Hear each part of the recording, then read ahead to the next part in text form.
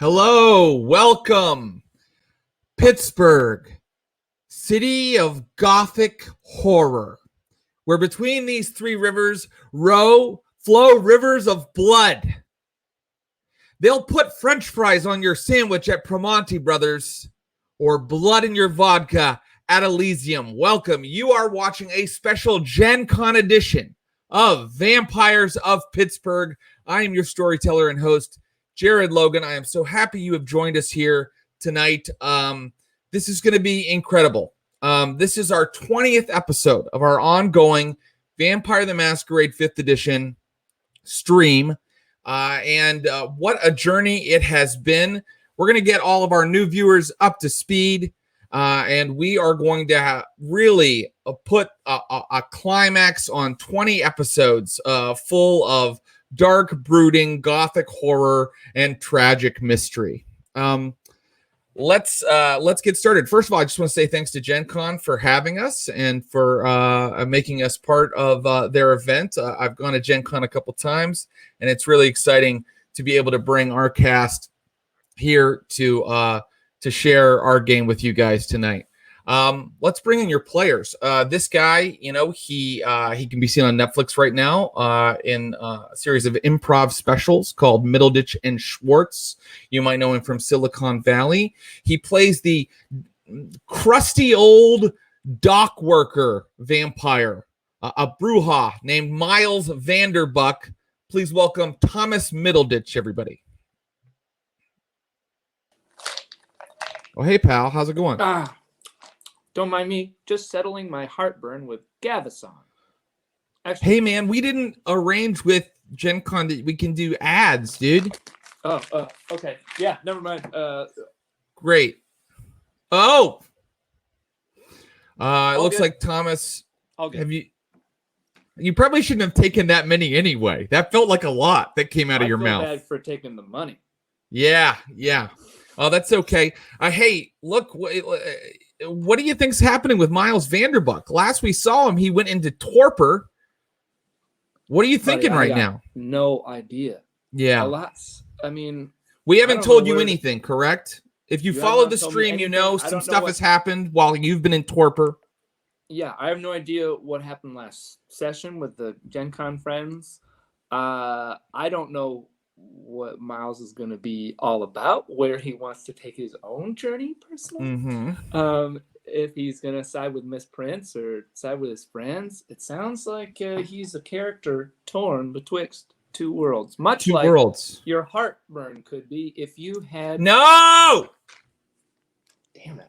I'm going to have to give it back, man. You're going to keep making it pop in, I know, but I'm going to go ahead and introduce our next player. This guy is a talented actor and improviser who can be seen performing with the Improvised Shakespeare Company. He's also been all over TV on shows like The Good Place, and he is the greatest natural role player you'll ever meet with an incredible occult library. Please welcome Ross Bryant, everybody. Oh, I'm sorry you caught me. Just reading one of my many tomes.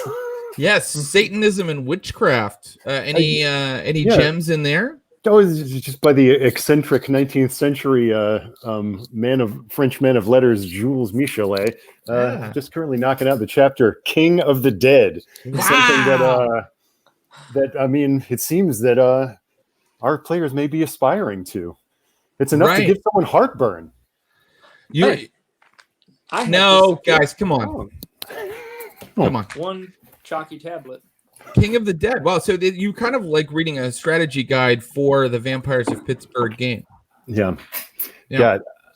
Although, man, we've gotten ourselves in a real predicament. I can only hope that the little coterie of vampires I sent off on a tough mission a couple days ago emerged with a great and resounding success. That is a really good point. So Ross, your character's name is Curtis. He is a war vet from Afghanistan. He came back with maybe some addiction problems that he managed to kick. And then the next thing he knew, he was embraced and turned into a vampire. And in our Gen Con games most recently, a lot has happened, but you sent some Gen Con players on a mission, and we will find out tonight. Your character will find out tonight how they did. Maybe that's all I know. I don't know. So yeah. What are you thinking about where? Well, I don't want, you know what? I don't want you to say anything about where Curtis is tonight because I want it to be a surprise to Thomas and Miles when he finds out what's going on. So let's just bring in our third player. You can see her most recently on the Apple Plus show, Mythic Quest Raven's Banquet. You can hear her in The Last of Us 2. And man, she's just a fantastic actress and performer and plays Jen Brown, the thin blood tech CEO who sometimes is ambivalent about her vampire condition. I think she's kind of torn between being a good person and being a predator that drains people of their life force every night to sustain her own unholy existence. Please welcome the lovely Ashley Birch, everybody.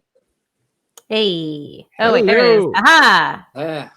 Thank you. See, Thomas, if you want to put something into the stream, make sure it's an official catchphrase. Since we're here, I was wanting to just maybe pimp a little bit of Carmex. I got a little bit of a payment from them. Okay. Yeah. All right. Well, it's cool when you do it. I'm fine with that. Ashley, Jen Brown. She always mixes blood with her vodka so that she can use her alchemy powers or her various disciplines. Yes. Is her stomach upset tonight? Are you worried about what's going to happen next in the Chronicle? Oh, absolutely. Yeah. I'm terrified. I have no idea what's going to happen. What are you most worried about? That Curtis and I made a gamble that's not going to pay off. Yeah, you guys made a gigantic gamble while our friend Thomas Middleditch, a.k.a. Miles Vanderbuck, was off in torpor. Why don't I give a brief recap of the entire Chronicle to the people who are joining us tonight, a very brief one, and then we will launch into tonight's climactic conclusion to 20 sessions worth of gaming. Your recap is this. These three people were embraced one night, sort of against their will, sort of as a surprise. They didn't know quite what they were getting into. They didn't know about vampiric existence. Miles Vanderbuck, the crusty old dock worker who just walked off of the screen for a second, and Union Man. That was important to the anarchs who embraced you. Curtis Krieger, the veteran of foreign wars, who had kind of been speaking out a lot in his veterans support group about how the government isn't helping them enough. He had some revolutionary ideas. The anarchs that embraced him noticed that. And Jen Brown, who was the tech CEO of a very innovative new app company called Grouper, and who herself had a lot of revolutionary ideas because her app was used often by protesters and people that wanted to communicate in those types of movements. All three were embraced against their will as a surprise one night, and right after they were embraced, right after they roused themselves and awakened to their vampiric condition, their sires were brutally destroyed in front of their eyes, and they were whisked off to Elysium, where they met the Camarilla leadership, who were kind of deciding whether to keep them around or destroy them. Long story short, through a series of rolling dice and saying things, they managed to stop themselves from getting destroyed as fledgling, illegal fledgling vampires. And they were sort of adopted by certain vampires among the Camarilla leadership.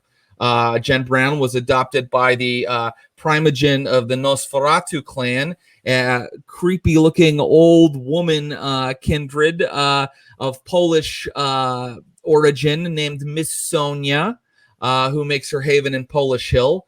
Curtis Krieger was sort of adopted by the sheriff of Pittsburgh, one of the last gangrel in the Camarilla, a man named Churchill Jackson, who is a vampire of principles who believes strongly in following the traditions. And Miles Vanderbuck was, strangely enough, adopted by the Prince of Pittsburgh, the new Prince of Pittsburgh, Adelaide Ross, a Malkavian with megalomaniac tendencies. She's perfect. Her smile's perfect. Miss Prince. let's cut to the chase. After a while, they got tired of some of the missions they were sent on. The missions were brutal. They really took a toll on our 3 vampires. Learning about their new undead existence, but also going on these missions really took a toll on them. Through the course of this, Miles became blood bonded to the prince, whereas the other 2 became really, really questioning of Camarilla leadership. Finally, they were sent on an investigation to find out about the anarchs that had been sort of infiltrating the city. Possibly the anarchs who had originally embraced them, like that entire group. And when they did that, they came upon a very strange and dangerous anarch plot. The anarchs had been inviting anarchs from all the other cities to come and join them, and they had stolen an artifact that turns bagged blood, animal blood, any blood you put into it, into kindred vitae. It is an ancient artifact. It has strange writing on it, and the anarchs were using this to kind of invite kindred in, kindred who maybe didn't like to hunt, but also kindred who wanted a taste of real vitae, maybe, Diablerists in the offing. A whole rabble of anarch kindred had joined this movement so they could drink from this cup. And in addition to that, the anarchs had recruited a very elder vampire named Mary, who we still don't know a lot about her origin. We just know that she is very religious and sees the anarch movement as a sort of an expression of her belief in Christ and in God. And now I'm going to really, really cut to the chase, because this has been the longest recap ever. I'm going to say this, that in our last session, while Miles Vanderbuck was in torpor after trying to attack Mary, remember he was still loyal and blood bonded to the prince, Jen and Curtis managed to take over the movement, to take over the 40 kindred anarch army from Erasmus, its leader. We led a coup. They led a coup. Just they like are now leading the anarchs. You tried to stop me from getting him, and then you tried to stop me from getting him, and then you went ahead and took that shit over. Unbelievable. They would have torn you apart. Yes, and they also managed to rouse Miles Vanderbuck by using that magical artifact I mentioned, the urn. Mary poured the vitae out of the urn onto Miles's torpored body, and Miles rose once again, even though he had taken a bunch of automatic weapon fire in addition to some other horrible injuries from Mary's aggravated, damaging claws. And so I'm going to set the scene. You are at the Anarch's sort of camp in Carry Blast Furnaces. Carry Blast Furnaces is a real location in Pittsburgh, an abandoned industrial site with huge blast furnaces. And you, Miles Vanderbuck, have just kind of finally awakened. You're like in like fetal position. You're covered in blood, like from head to toe, like you're completely red. The vampire you attacked in the last session that you were conscious for, Mary, sits over you. And Mary, if we recall, is made of like completely black, like almost obsidian or marble type skin. She looks like a living statue. She's a very old vampire. She sits over you, looking down at you, Indian style. And perhaps your friends are here as well. Your coterie mates are here to welcome Miles back to the world of the unliving. Yes, you have that Thomas can't hear anything at the moment. Oh, no. I'll be right back. Okay, Miles. I can't hear anything. I'll be right back. That's okay. Miles can't hear anything. I mean, this is the kind of thing that happens when you're awoken from torpor by a magical artifact. Is, it takes time for the senses to come back. Mm-hmm. I can tell you guys that as I set the scene, you have already decided, oh, he's back. How are you? Yeah, now I can hear everything. It's great. Okay, great. And then when my stuff goes out, we'll just, you guys will vamp. Okay, so here's the deal. You're awakened. Your friends are standing over you along with this elder vampire that kind of clobbered you last time you were in the game, Mary. And you can hear far off, like outside of this large industrial building you're in, like many voices, like, yelling and a lot of action and activity outside of the building. It's very disorienting to suddenly wake up from you were dead and suddenly you are alive again and covered with blood. All right. Maybe thinking, well, you guys are like next level. That maybe when we were brought into this little coven, that maybe you were already in it. You know what? Miles just looks at you guys. He doesn't say a damn thing. A lot's happened since you've been out. We're kind of in charge of the Anarchs now. So, just try to stay calm. Things are happening quickly, but we did this to save you, okay? So just be calm for 5 minutes while we talk this through, please. Yeah. Can I roll to be calm? You can. You would roll your willpower. I want to roll my blood bonded desire to fight for Miss Prince at this point. That's an interesting point, Miles, because when you kind of feel for that sort of feeling that you got, that the feeling of the presence of the prince near you, right?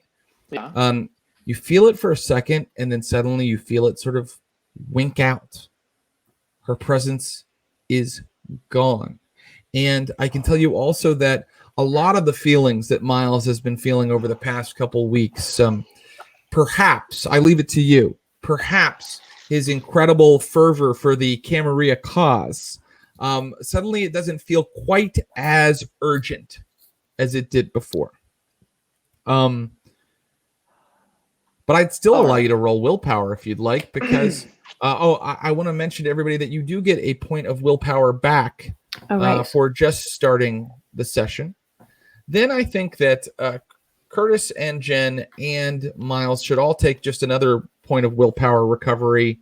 Miles for surviving, Miles for being alive again, Curtis and Jen for, basically taking control of your destiny. You're not sure if you can drive the car yet, but at least your hands are on the wheel. So take a point of willpower for that. A car metaphor is really not encouraging. No, not for this group. Not for this group. Code well.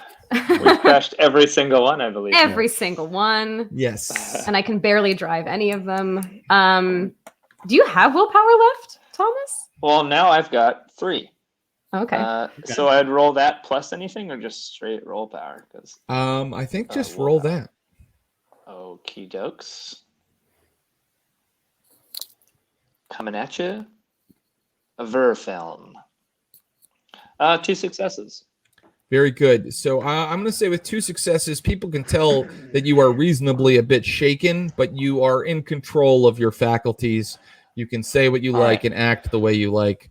In terms of healing, the urn is a miracle worker. By pouring a bunch of vitae all over you, I'm going to rule that you get, let's see how I do here. Yeah, I just rolled a 10. All of your health levels are back. And maybe you'll need them tonight. Because you hear vehicles peeling outside in this courtyard. You hear voices raised in a clamor. Such shit going on. All right, with that and the feeling of Miss Prince gone or something winking out, he takes a big deep breath and just goes, "What the hell did you do?" A lot of things have happened since you went out, but I need to know: are you back with us? Because we're hitting them tonight. There's no time to waste. What are you talking about? Hitting who? The Camarilla. It's happening tonight. They've been pushing us around like pawns for too long. It's time we take control of our own lives. Pushing around like pawns? We've been given a gift. Then maybe he doesn't feel that so diehard about that anymore. I think. Well, they really only had us do a few tasks for few weeks. It wasn't that long. But all the tasks, they sent us into the mouth of a werewolf, sent us off to do missions with barely any intelligence, where any one of us could have been killed time and time again. And for that, we got a pat on the head. Good job, boy. Back out on the streets. We were their puppets, Miles.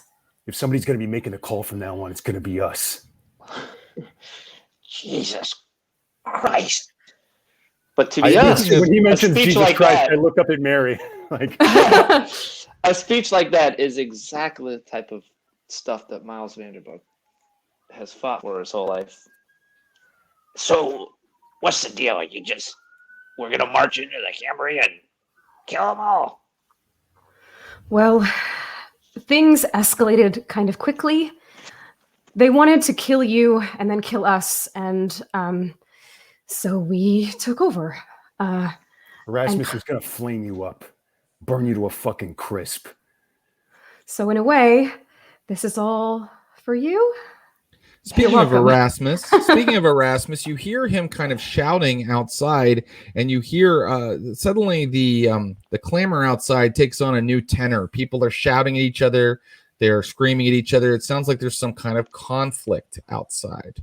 I'm going to rush outside. Can I ask a Ross question? The group that went off to do the mission heretofore spoken of. Yes, our Gen Con group. Has that already happened in our timeline? It has already happened in this timeline, okay. And in addition to that, a lot of the 40 or so kindred that were involved in this sort of anarch army, this makeshift anarch army, have headed out to basically start the revolution. I mean, they were aware of certain targets they wanted to go for, and you all have leadership here, but I mean, it's a group of anarch that don't really follow the rules, that don't work together well. You'll have to work hard to eventually get them into a cohesive group if you'd like to, but some of them are gone now.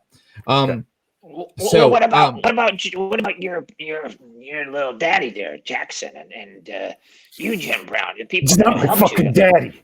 He's not my father. Okay. Well, they all gonna Yeah. die. Is that the deal? Look, something's going on outside.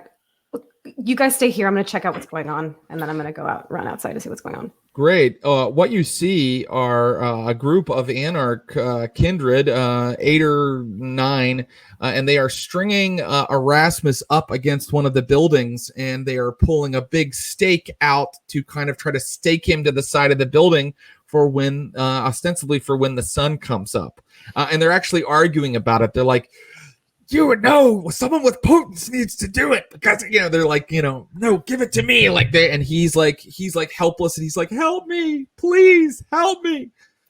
He has lost his earlier commanding air and has completely broken down. He's crying tears of blood as they string him up against the side of one of these buildings. So I asked Jen Brown, what would you like to do? I'm going to make a beeline for them, and I'm going to go, hey, take him off the wall. You can stake him, and then you put him inside. I thought you don't even know who this is. There were like 40 of these guys. And he's like, wait, Jen Brown. He knows your name, but you don't know his. Jen Brown. I thought that we were getting rid of this guy. I thought this guy was trying to treat us like those cam bitches. He was, and he's not in power anymore. You want to fry him up? What is that going to give us? He has information. He could be useful. We can stake him, and he'll be neutralized. You kill him, we're walking down the same path as them. So stake him and put him inside.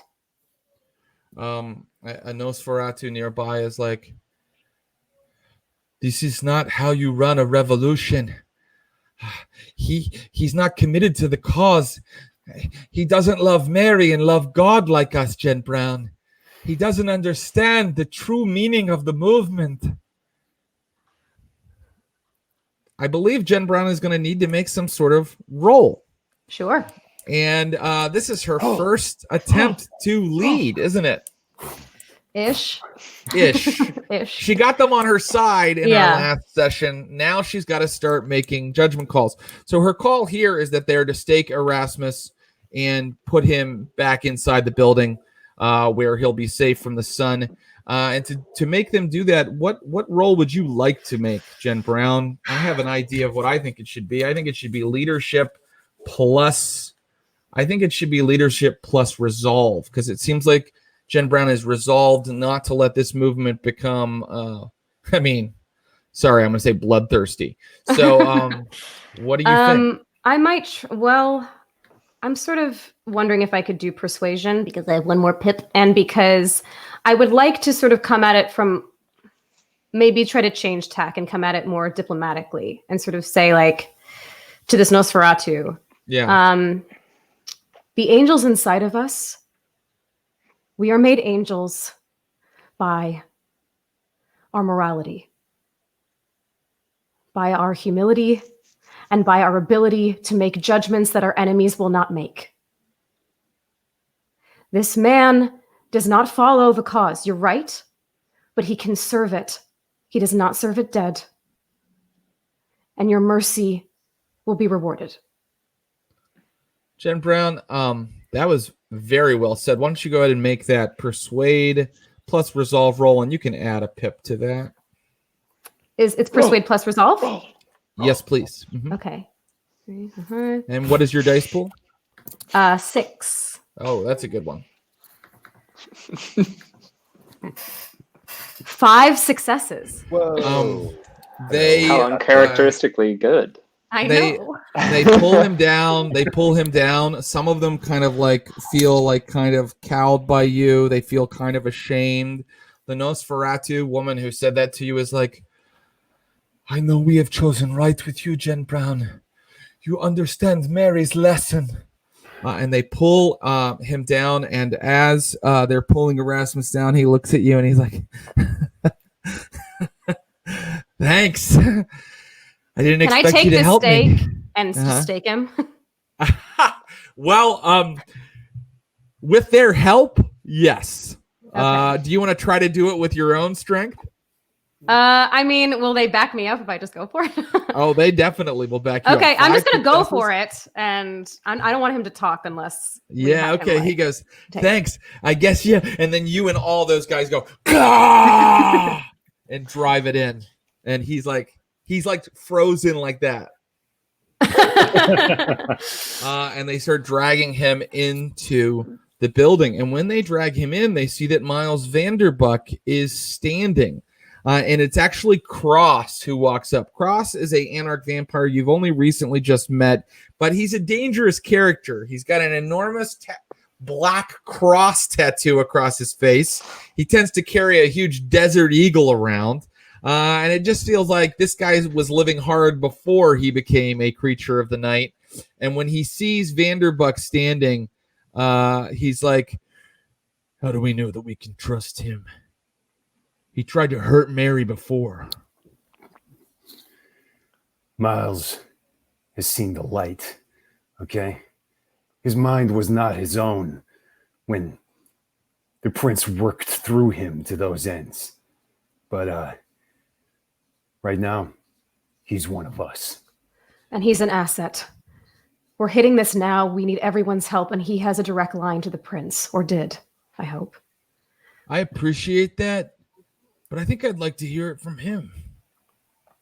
Miles? Well, it's not every day you wake up and you're in the middle of a revolution.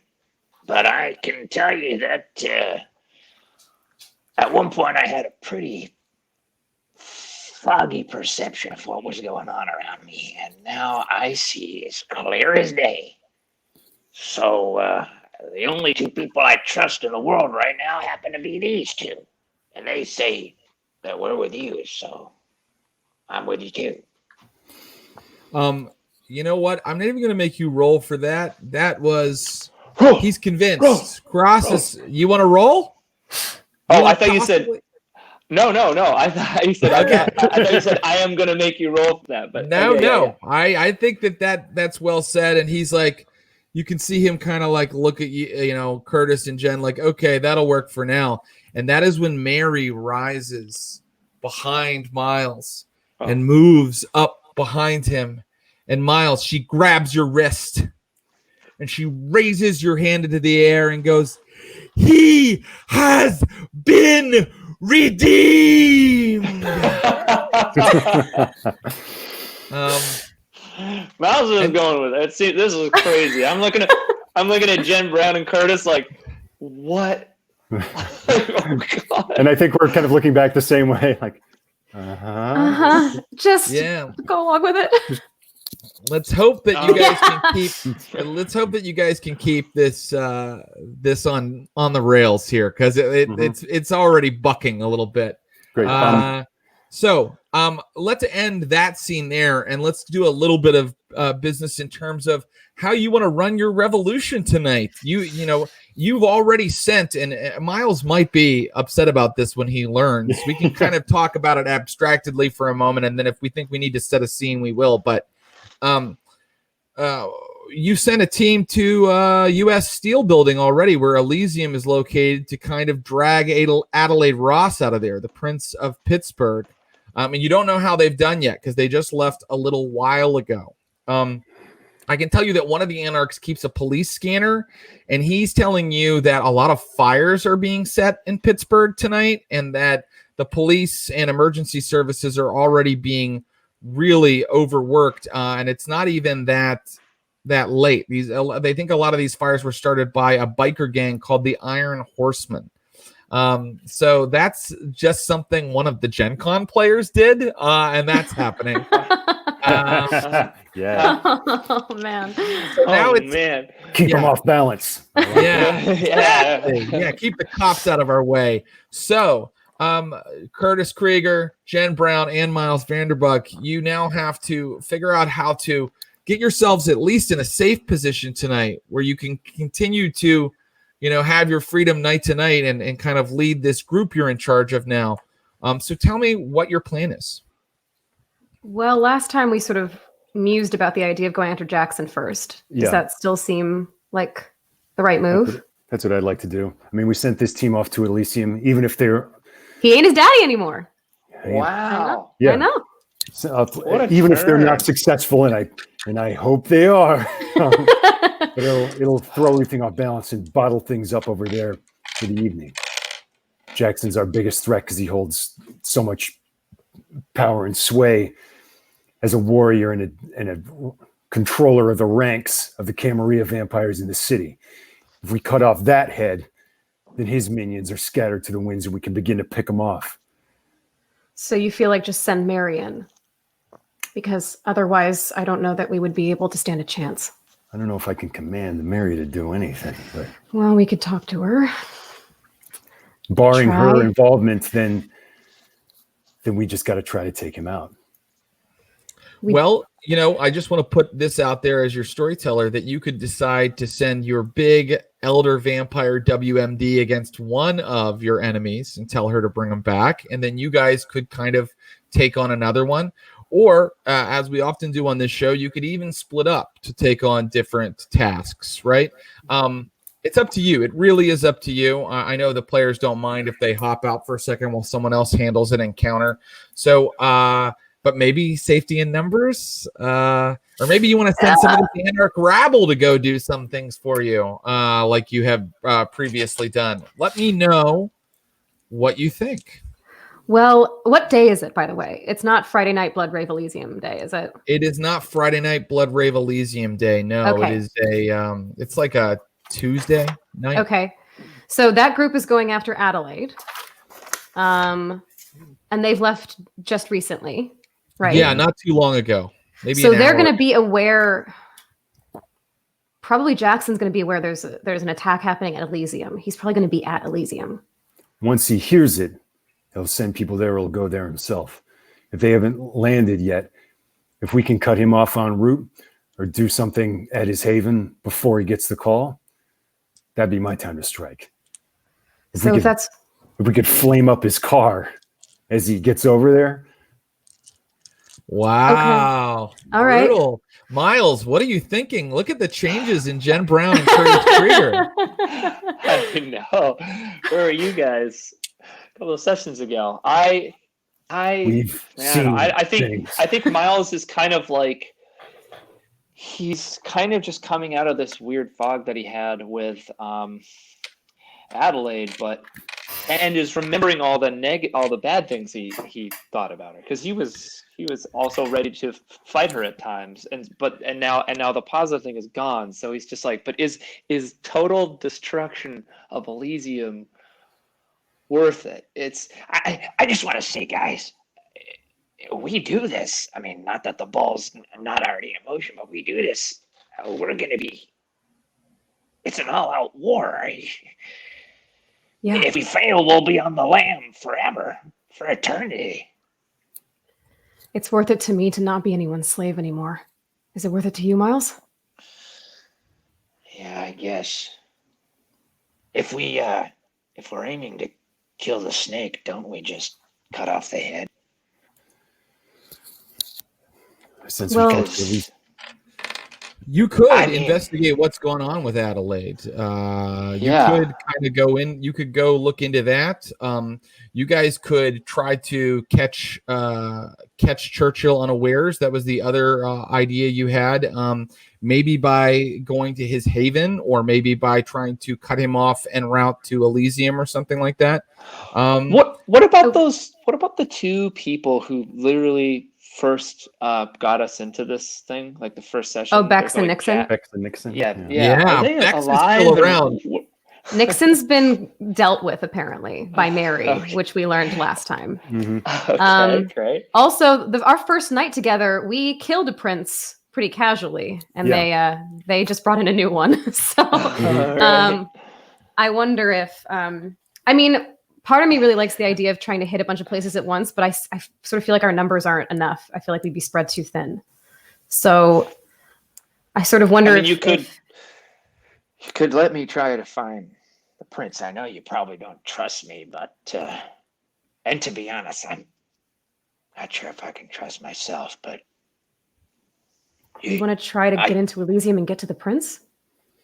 if she's there, she might not be. Can I what- I do a perception on Miles to see if I Yeah, mean you I certainly may. I don't know if Jen Yeah. would trust him. Give me a wits Um, plus insight roll. And would I know anything about that, like, penthouse office thing? Like, I'd spent so much time there. Would I have clocked, like, oh, there's a secret door or anything? Absolutely, you would. So how'd you do, Jen Brown? Back to my old tricks. Total failure. Okay. Well, I wouldn't recommend using willpower on this one, because it Yeah. seems like more of a character interaction. So what I will say is, Jen Brown still doesn't totally trust that Miles has recovered from his blood bond. She's still really suspicious that he might be playing some sort of double agent game or something. But I must say, now is the time for us to decide. Now is the time to act. If you guys want to have an advantage from moving quickly tonight, That is you what I must want. decide You gotta now get in where now. you are going. So right now it sounds like Miles would like to go and look into if the prince has been kind of destroyed or captured by that strike team that's been sent after them. And Curtis and Jen, who are you going to take on? One of the Primogen, Churchill Jackson? I think so, right? That is what I'd like to do. Yeah. Can I have an aside with Curtis briefly? Yes, of course. Yeah.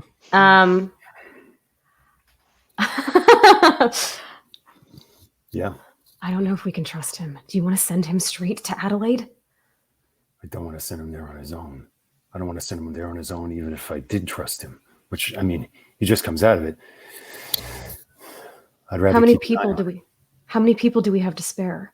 We could send him with a team, but if he's faking this, if he's playing us again, he has everything. He knows everything. Yeah, he'll lead him right back here.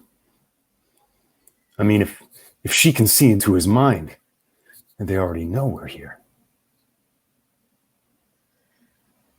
I guess we could give him a chance to redeem himself then. Mary is standing near you. Okay. Yes. Hi. She was just kind of listening to you. And she goes, "You must have faith. He has been redeemed." I turn to Jen. I'm like, I trust that. Yeah, okay. But I still don't know if I want to send him in there alone. Do you want to send him with Mary? Or do you want to take her to hit Churchill? I don't know that we have enough people to take Churchill without her. Yeah. Then I don't know if I can control. I obviously can't control the situation once we're there. She's there. But, well, let's see if we can all hit him together. I'll see if I can convince Miles to come along with us. Okay. Storyteller, how many anarchs do we have at our disposal? Right now, you have 30. Okay. You started with 40, plus the leadership, Mary and Erasmus. 6 have gone off, and 4 more have gone off to kind of handle the revolution the way they see fit. So you could take 30 people to hit Churchill? You could if you'd like. You really could. And Jen Brown, I'm not even going to make you roll intelligence to realize that you also have something that kind of helps you with the tactics of this night. You have a thumb drive that you stole from the prince's office that contains, sort of everybody's Haven biographical details on them before they were embraced, things like that, stuff that allows you to kind of, exploit them a little bit. So let me know if you're using that. I know that you bring your tech with you at most places that you go. I think it's safe to say you've brought some sort of device that you could plug the thumb drive into. Yeah, for some reason I assumed we knew what Churchill's Haven was, but maybe we don't, right? We've been there. We've been there. Oh, yeah, you've been to Lonergan's Lonergan's Irish pub in Shadyside. Yes, that's where he's met you every time. Okay, well, I'll start looking while Miles and Curtis talk. I will look through the thumb drive and start collating anything I possibly can on Churchill. Okay, as fast as I can. And can I suggest that we maybe use some of that information to? We got a bunch of fast-moving bikers here. Could we task maybe just a small strike team to go and do some targeted firebombing on havens? Sure. Wow. Okay. I'm ready to run an insurgency. In general, the anarchs, I love it. I love it too. Violence gives Curtis clarity. Curtis, you can. Since it's an insurgency, I'm not going to make you roll leadership. Give me a intelligence plus streetwise roll. Streetwise is allowing you to really kind of connect to these anarchs who all have a bit of streetwise themselves, and also kind of tell them what targets to hit. You happen to know that there's like a pub in the South Slopes where Roman's coterie makes their home, and you know that the several nightclubs in Pittsburgh are the domain of the Blood Dance, which is Laura's coterie. So you could send these bikers to go and hit those places. Great. I got 4 successes. Nice. Great. They go, and they all peel out. Guitar wolf steps. Yeah, making dirt fly up. So that's what you've said. Can you be doing donuts kind of around me, like creating a whirlwind? Yeah, you're going, just actually, the last one to peel out, he kind of smiles at you, and you see that long canine as he drives out onto the road. Okay, they're off in search of some of the lesser coteries you're aware of. Yes, Miles. Let me know if there's a moment to sneak out. Oh, damn. Miles, of course there is. Curtis is leading an insurgency, and Jen Brown is on her computer as usual. So the moment is now, my friend. Here's what I'll let you do. Give me a dexterity plus stealth. You only need 1 success. Can I get stamina plus stealth? You can I use stamina plus stealth, or no? You want is dex? It's gonna be dex. Okay. Oh no. Okay. Interesting move, Miles. And another chapter of Vampires of Pittsburgh descends into PvP. 1 success. That's all you needed. Miles Vanderbuck, you are in the wind. Great. If there's a motorcycle or a car or anything that I can Oh my take. god. I want you to go back and watch the other stream someday and see how hard we fought to keep you alive. Yeah. We'll see. Auberger's car, Mason Auberger, the Malkavian Primogen, his car is still there. They've brought it from where you guys were using it. And say goodbye to another car. Miles, you are in the wind, and I'm going to come back to Miles. I don't even want to know what his plan is yet. I want to talk to Jen and Curtis. Jen, you find out from your thumb drive that although Lonergan's is where Churchill takes meetings, it is not his haven. Yeah, his haven is a cemetery a 5-minute walk away called Miners Field. 5-minute walk away from where we are? No, from Lonergan's pub. Oh, I'm sorry, from Lonergan's. Okay. Okay, I'll relay that to Curtis. Okay. Okay, it seems like we need to move on him. Let's do now. it. And I go to Mary, and I sort of every time I approach, I feel like I need to kind of genuflect, and I do so. I'm it's kind of get down on knee, if we're going to cut off the heads of this Hydra, we need to take out the most powerful first. We're going to move against the sheriff of Pittsburgh. Will you come with us to fight with us alongside? Mary looks deep into your eyes and says, I will come, but you will not need me if you have faith inside of you. Very well. I'm starting to feel like I'm having faith in myself for the very first time in a long time. She smiles, and it's so fulfilled with knives. You know what I mean? And then she goes, I'll be in the van. Because Mary's used to being an elder vampire that rides around in the back of a van. Are you headed there now, or are you going, both of you? I'd say let's do it. But I would legitimately ask Jen, is this something you want to get mixed up in face to face? Yeah, I have to. I can't sit back here and wait for you guys to come back, risk your lives. No, I'm coming. But wait, can I notice now that Miles is gone? Of course you can. Curtis. So yeah, get Miles to the van. Where is Miles? Well, he was with you. I was looking up. I was using the flash drive. I run out into the. I just cut off the conversation to run out into the area where all the bikes were. Take a scan around.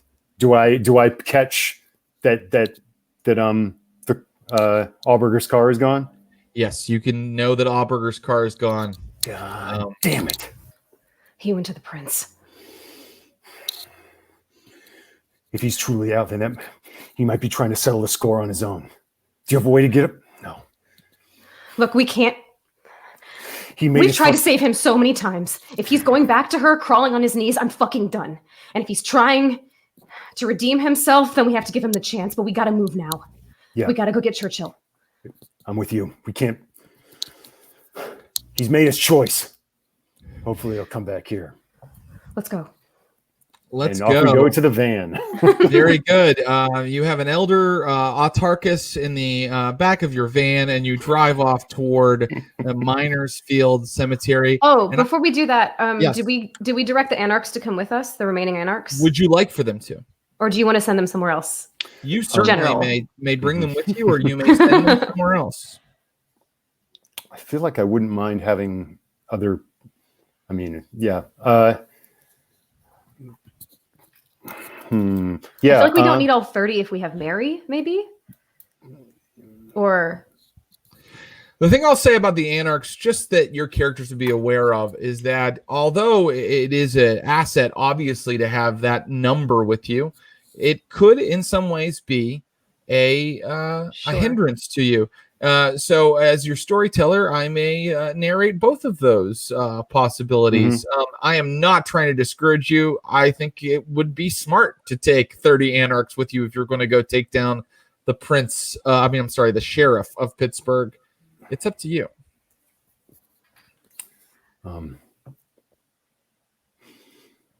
Feels like we should either we could chance it with just Mary. I mean, she is sort of an army unto herself, but she also has been unpredictable in the past. It seems like, but 30 is a good number if we wanted to hit somewhere else. Yeah. Simultaneously. There's one other primogen that's been very active in your unlives that you haven't mentioned yet. Mm-hmm. So Yeah, I was I thinking about that. and I look at you and I'm like, there is one person whose haven we know of, Yeah. but you know who might be there. Yeah. Do you want to send these goons to take care of her?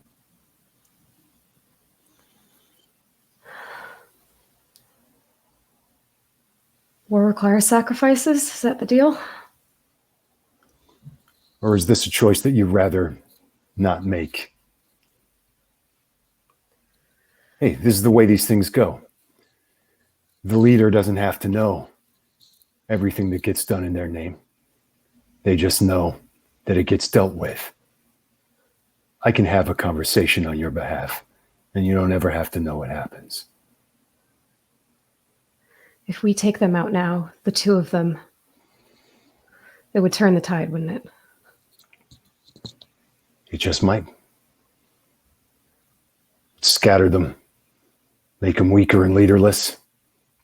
With the information you got on your thumb drive, we could pick them off one by one after tonight. Maybe I could go with them and try to get her out.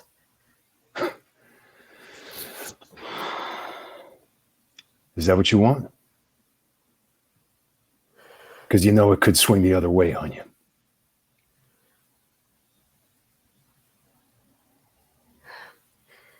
Send them. I just nod and I walk off. Very good. So we are sending a large force of anarchs to the haven of Miss Sonia, the Nosferatu primogen. Great. I'm just going to make can I say that when I go up to them, it's like give them all the information on the house in Polish Hills, that there's a family that lives there, that they may fight them off, that they know a lot.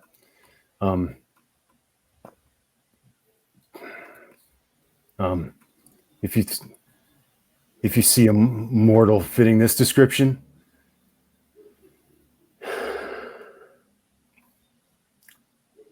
and then I take a look at them and get a sense of like what their attributes are. Well, it's interesting because, as I said, they are a rabble. So some of them look quite rough. But you earlier mentioned that you wanted to send some of the more warrior-like ones, off to light more fires, things like that. So I'm going to say that this group is probably 70% true believers, and by that I mean they are either religious zealots for Mary, or they are, political anarchs, right? Okay. They look it, and maybe only a few of them look like they are survival anarchs. Okay, could I maybe go up to one of those more like pious true believer types, and just say like give a description of Sabrina, and give a description of Sabrina and say like, if when you hit this place, if this ghoul makes it back here in one piece, there is a chance that she may be redeemed. And it's that Nosferatu woman from earlier, and she nods her head, and they head off into the night. Wow, we have delegated some authority. I'm going to find out what's happening to Miles. Here we go. I'll be right back, guys. Right back. Let's find out what's going on with Miles. Hi. Oh man, it's so dramatic. Where are you going? What are you doing? What's Miles doing? Driving to the. Well, I think it requires potentially some knowledge, maybe, that I might be fishing for as a player. And if it feels too far of a cast, to use the fishing metaphor, let me know. I wouldn't know, based on the conversations that I've had with Miss Prance, where she might be outside of Elysium, correct? I would know, like, Actually, I haunts. will allow you to know this. You were blood bonded to this kindred for a while, this Canite, and so I think that you know that her haven is, since becoming the prince, her haven is in the U.S. Steel Building. It is in those top floors. The very top floor is her office, but you think that the floors below it were her sort of personal quarters. Okay, great. Well, that's where I wanted to be headed anyway. So I'm headed there. And as I'm driving, I'm trying to connect to that ethereal force that connected us to see if I It's can, not like, there. sense her. It's Okay. 100% not there. And I can tell you also that as you start to get closer to the USX Tower, the US Steel Building, the road is completely clogged with cars, even at this late hour. It's about 11:30 to midnight, and there is an enormous amount of sirens and kind of like going off ahead. Okay.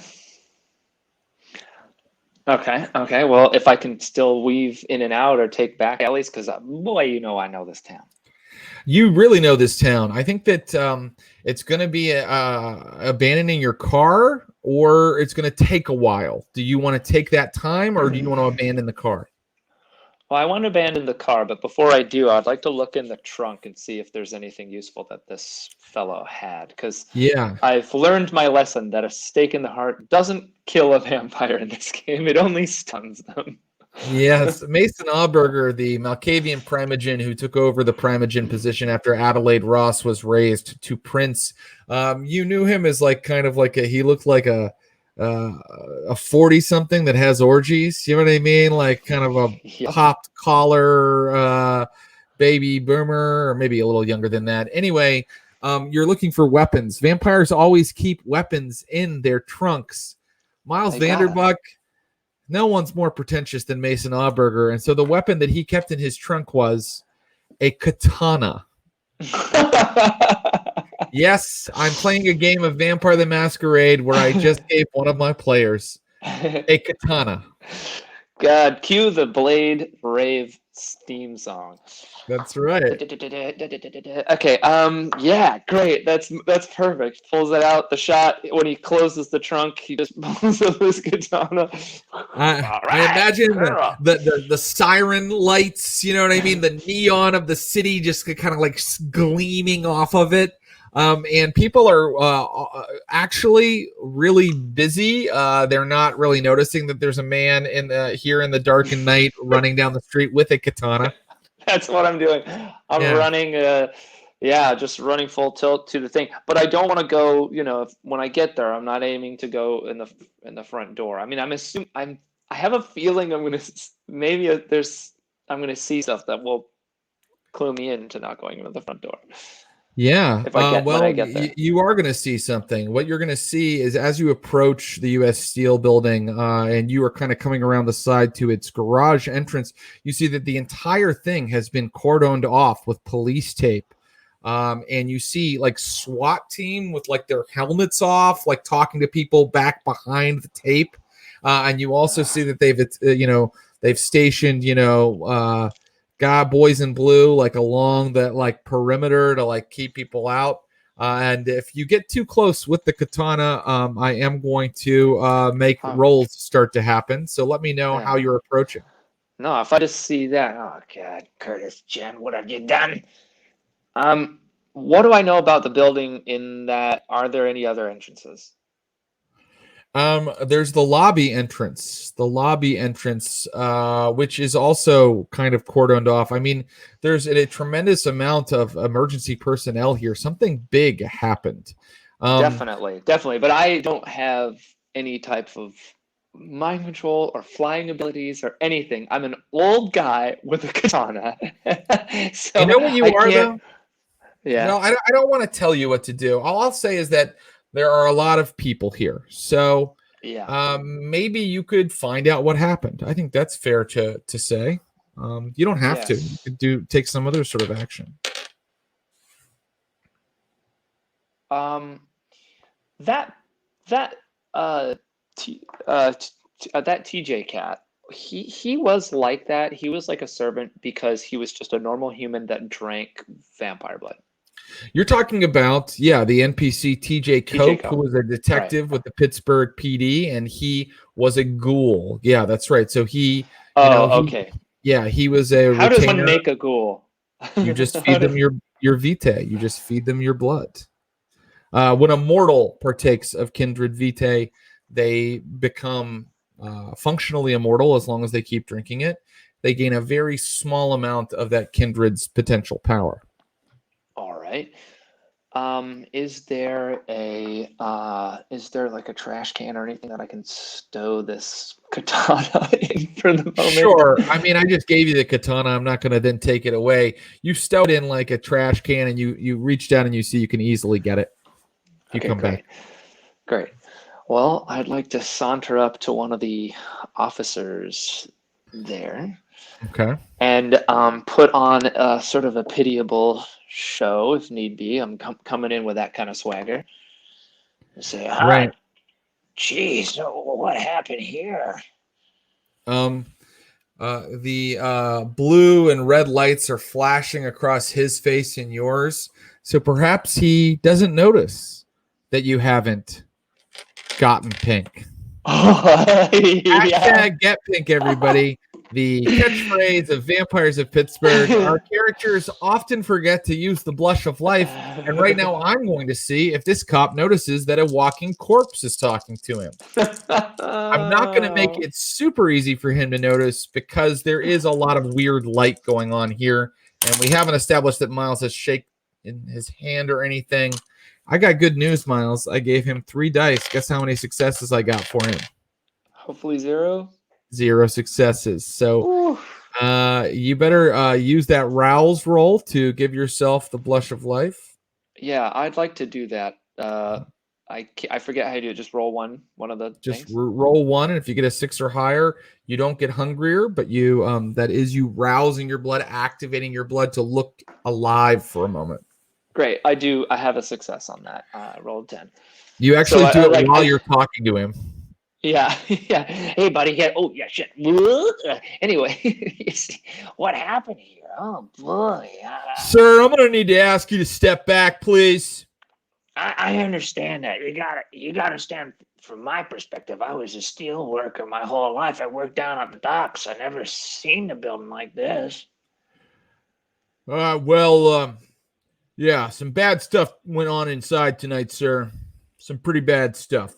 So, Well, does it have anything to do with that body I found back there? and I point to the alley where I stowed the katana. Body, sir? Yeah, I show you. I mean, I don't know if it's. I mean, I don't know what happened here. So I'm gonna have to call this in. wait. He might not be dead. It's just it could be some homeless cat. You know how they get a little sleepy. Give me your manipulation plus subterfuge and add your die for pitiable, your specialty. Oh boy. Okay, what'd you say? Manipulation, subterfuge. Okay, plus great. subterfuge and add a die for pitiable, your specialty. Miles acts like he's a confused old man, and people believe that act until he sinks his fangs into them. Well, I got 2 successes on that. That's enough. He thinks you're weird, but thinking someone's weird is a great reason to pity them. So he starts walking toward the alleyway, and he says to you, "I hope it's not a body. Saw him pull enough bodies out of that building tonight." Oh, jeez. Well, what type of bodies? I mean, people went in there. We think maybe terrorists. Got to the top floors. I think they killed one of the executives that works in there. They found her body with them when they were trying to escape out of the parking garage. He starts moving into the alleyway. He's like, "Hello, sir? Anyone here currently experiencing homelessness?" I'd like to jump him. You know what? chomp him you may. He's not really paying very close attention, and you kind of got him talking, and you got him into the alleyway. So Chomp him just a bit. I only have a slight slurp from him because I'd like to put him in that that daze that you get after post slurp days.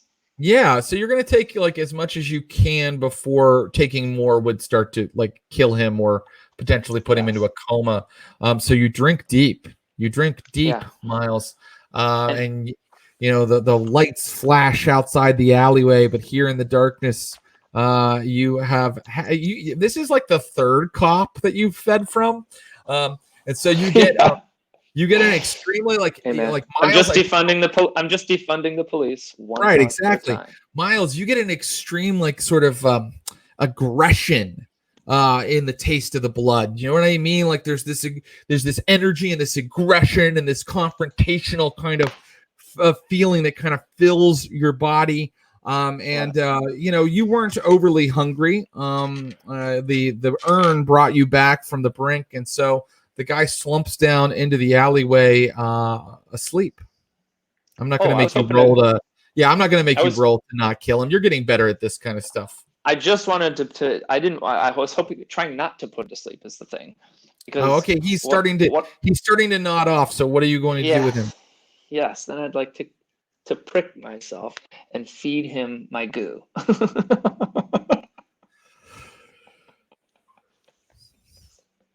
So, this cop you've just met, who was simply taking care of the cordon, basically the first complication you met in your quest to find out what happened to the prince, you've decided to cool. Yeah. The man starts to drink from your wrist. I'm going to go back to our other players. Oh boy. Things seem to be going swimmingly over there. Oh yeah. Yes. Wow. Things are as usual going nuts over in the Miles Vanderbuck plot. All right. You guys are at this place called Miners Field Cemetery, and you immediately realize that in the real world, Miners Field Cemetery has been the focus of a charitable act that cleaned it up. But in the world of darkness, the world of our game, it is as it was several years ago, completely overgrown. This is an old Lutheran church's cemetery where they lost their funding and their tithing, and the church, I think, went under. And the graves here were completely covered with high grass. And so as you enter this place, you see just the tops of obelisks and the edges of graves peeking out from the high foliage and the deep weeds. And so let me know how you'd like to approach. Mary is with you. Okay, so this is the haven where he sleeps. Mm-hmm. Was there anything in the flash drive more specific than his haven is here? Did it identify a particular sepulcher? It did not. It did not. And so if people would like to make a quick search, is that what you would like to do? Before that, I think I'd like to circle the place a bit, because we do know what his car looks like. We know it's like a 70s whale got me a Chrysler as big as a whale. Exactly. It's and it's about to set sail. So you find it easily. It is parked, as you've seen it before, in the parking lot of Lonergan's Irish Pub. Okay, so we can assume that he may be within. Actually,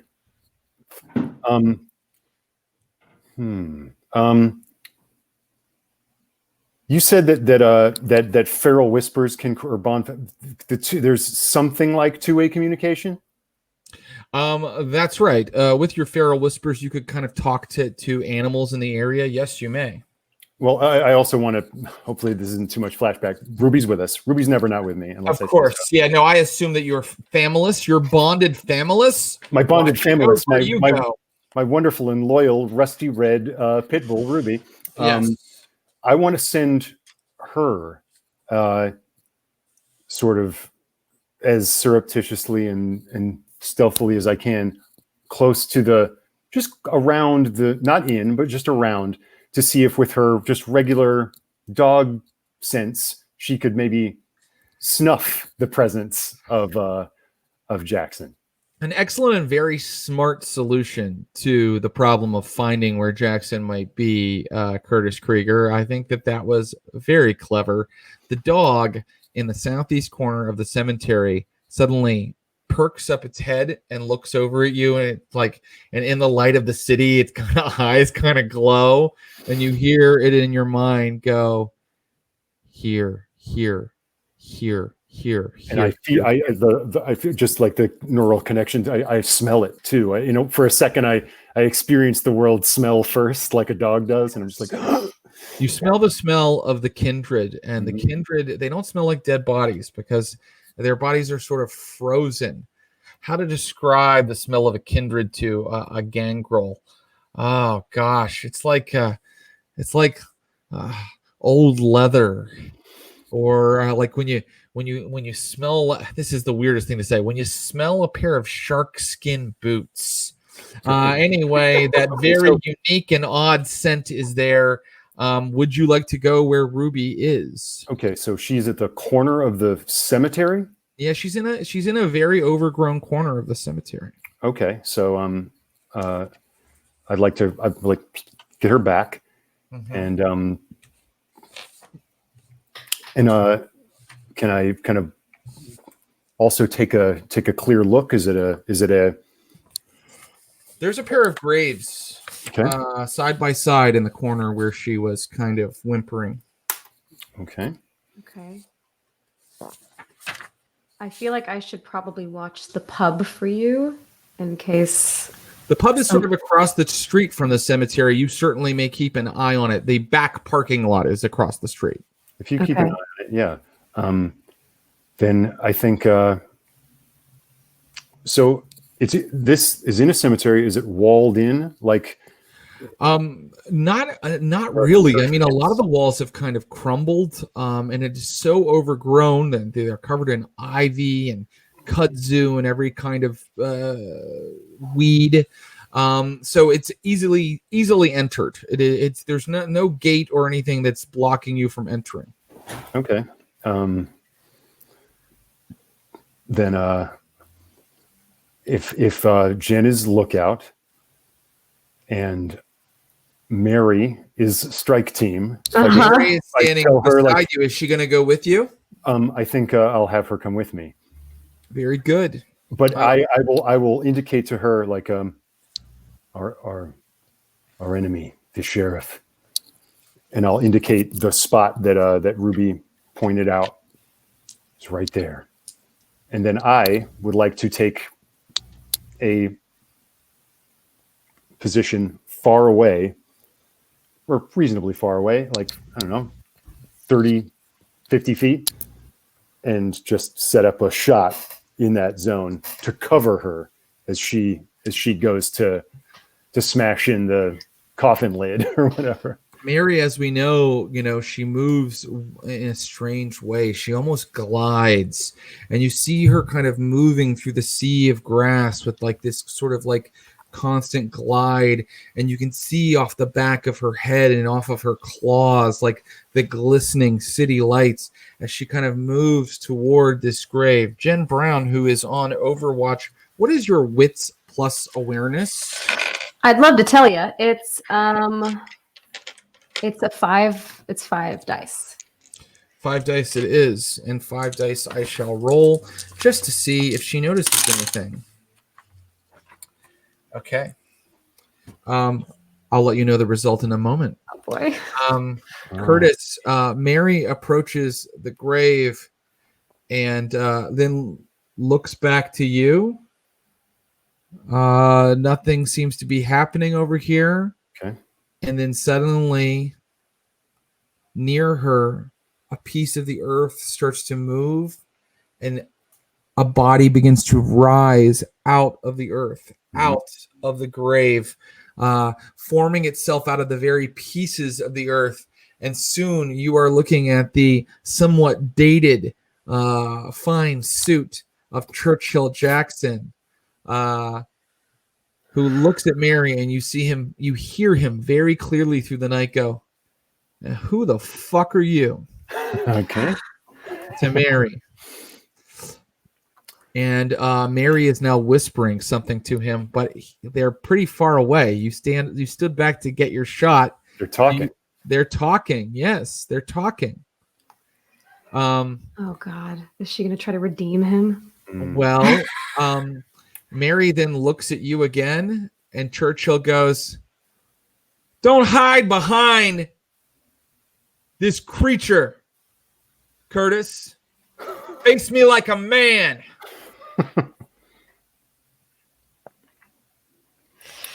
Mary looks to be waiting for your signal. It's like, and I just like breathe in, breathe out, take the shot. Well, that's a great time for me to reveal what Jen Brown noticed. Jen Brown, you critted on your on your yeah. On I'm so surprised. Yes. Oh. You noticed that someone was in a tree with a rifle themselves. In one of the trees in the cemetery, someone is set up with a rifle. You saw a shape that didn't quite make sense among the shapes of the leaves here in the darkness.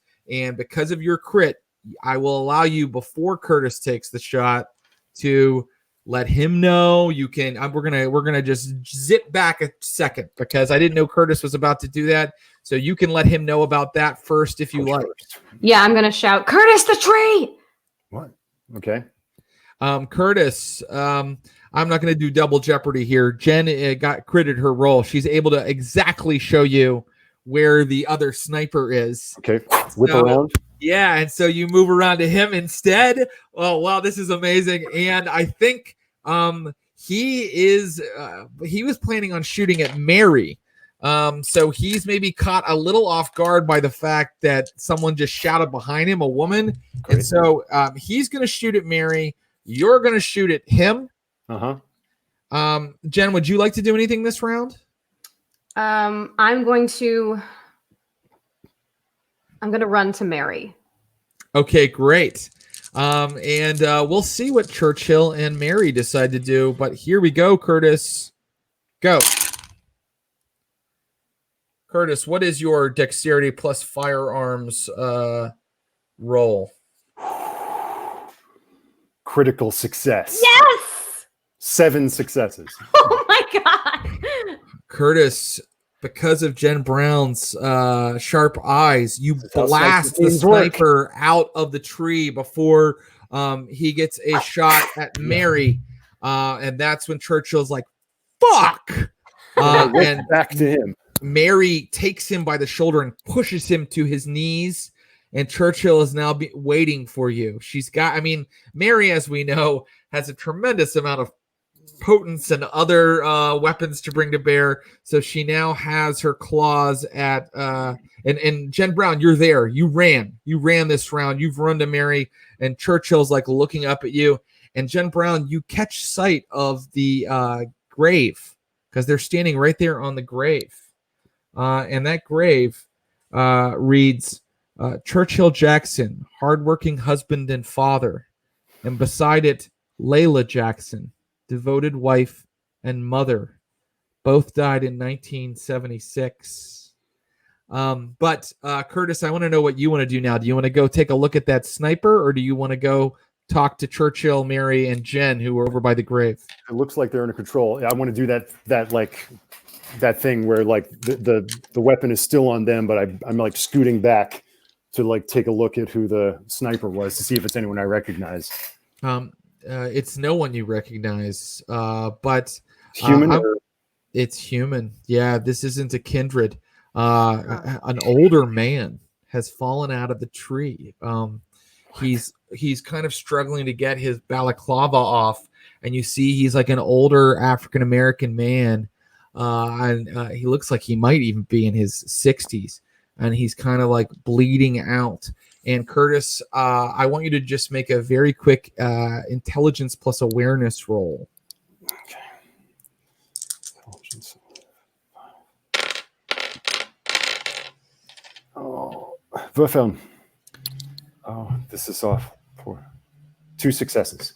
Curtis, you notice that this guy has his own kit out, right? And he's dressed very dark, but he's got like a sticker on his rifle, and he's got like a little pin under his black jacket that show that he was probably a Vietnam War veteran, maybe an old friend of Churchill Jackson. Curtis, what would you like to do now? And Jen, if you'd like to do something, please let me know. I disarm him. I take away his weapon. He's bleeding out. He's Okay. Mary, I talk. No, go ahead. Was he feeding you? Was he feeding you his blood?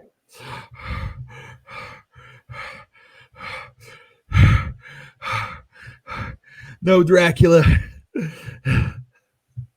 He wasn't feeding me. No. He spits out blood at you. Are you hungry, Curtis? Curtis, what's your hunger at right now? It's 1. Okay. I'm still riding high on that orange juice, baby. Yeah, you are. So yeah, I just like take his. See me toss his gun away and just like take the spittle off my cheek and like. Oh. And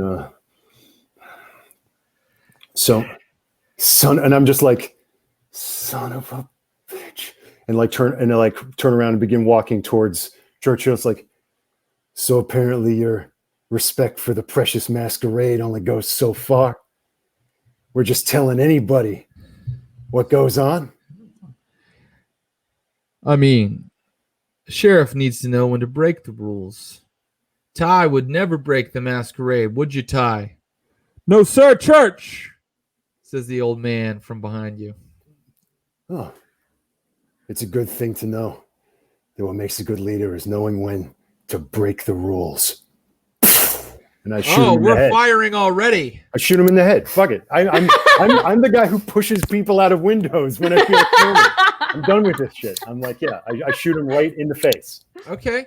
Would you just tell me how much extra damage does your make your whole roll and do as much damage as you want, because it seemed like Churchill was about to say something and then you blew his head off. I mean, part of me is guilty and doesn't want to hear it. I'm just kind of letting you know. I don't know, man. Okay, this is okay. Do the thing. Do the thing to the thing, and make I don't know that I've ever roll. rolled. Well, I think you have. We can damage on this firearm. Yeah, I mean it's like a big handgun. It's like a big handgun. Yeah. So whatever you roll, we're gonna add 2 to the damage. We're gonna add 2. It's not a giant handgun. It's not like a 357 Magnum, is it? Or is it? It's a Remington rifle. No. I'm sorry. It's not that big actually. It's a 38. Okay, I'm gonna add 2 to the damage. So how many successes did you roll on your point blank firearms roll, my friend? Shockingly, I rolled another critical. 6 Whoa. successes. So the smoke clears, and Churchill just has like a little bit of like a kind of a nick in his forehead. And he's like, and that's when he's going to say something to you. Because you had your turn to act, and now he's going to say his piece. Yep. He's going to say, you've made a very bad mistake here, Curtis. You know, these allies of yours, and he kind of gestures to Mary, are more dangerous than me, Adelaide, Sonia, and she's dangerous. You don't know the trouble you're in. And he is going to make a persuade roll. And if you want to continue to talk to him, he is attempting social combat with you right now. Okay. If you'd like to say something back to him or react in a certain way, I'll call for a roll from you. If you'd like to just fire again, that's valid too. You let me know. You're telling me that my critical success just like pinged off his head and just left like a little indentation there? Anybody else, it should have completely made their head explode. Your critical success just pinged off his forehead right now. That's what I'm telling you. So yeah, I mean, I think I'll. Okay, he's trying to persuade me. But you can fire again. You can fire again immediately, or you can talk. Yeah, he's trying to persuade you right now. Okay. Can I maybe turn to Mary and say, we need your help. This one cannot be redeemed. I don't know if we can do this, just me and Curtis. We need your help. This one cannot be redeemed. He serves the demiurge. Uh-oh. That's what she's asking you. And yeah, as I'm sure Jen Brown would do, you're like, what does she mean by that? Yeah. She goes, are you certain redemption is a gift for all, isn't it, Jen Brown? Oh, God damn it. My own morality thrown back in my face. I want to know what Curtis is doing first because he has a gun in his hand. And then if he doesn't fire, we are going to go into Curtis saying a line, Church saying a line, and Jen saying a line. Oh, God. Okay. What are you doing, Curtis? Okay, yeah. It's like it might be dangerous, but at least I'm my own person now. Dad. I mean, No. Oh wow. Hey, so well role played, but I think I'm going to ask you for kind of a weaker dice pool of yours. Actually, you give me your resolve plus your I think intimidate. yeah, that's nothing. So, Yeah. It's 1 actually. Oh, God. I think I got a point of intimidation for something earlier. And then you got a point of resolve, at least 1 point, maybe 2, right? So you get That's to roll 2, 3 yeah. dice, right? That's right. Okay. Oh, Jesus. And sorry, That's okay. dice Take your rollers time. are being cooperative. Don't worry about it. 3 successes. Hey. The dice is hot today, baby. Okay. I don't know if that's good. You guys got equal successes, so no one is backing down yet. So it may be up to our friends. Mary says that to you, Jen Brown, and it is your turn to respond to her. This isn't social combat between you and her. I just want to know. It's time for you to decide. Are you giving her the kill order, or are you telling her? Are you letting her change your mind? Are you letting her kind of ask? She's asking you, aren't all creatures worthy of redemption? Do you remember when we had to lay Erasmus low because he was trying to control us? This man, this kindred in front of you, has done nothing but try to control us.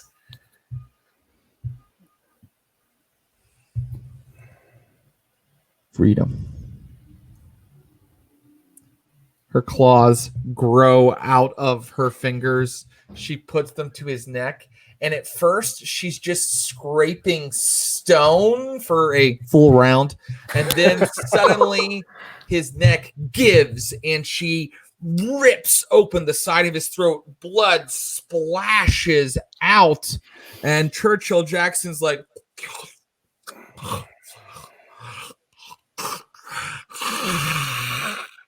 And the die is cast. You've just assassinated the sheriff, God damn it, of the city. I move over to him and just and get a little bit of that V-take. And then just with the two finger close his eyes and push him back into the grave. Oh, well, yeah, that's that interesting.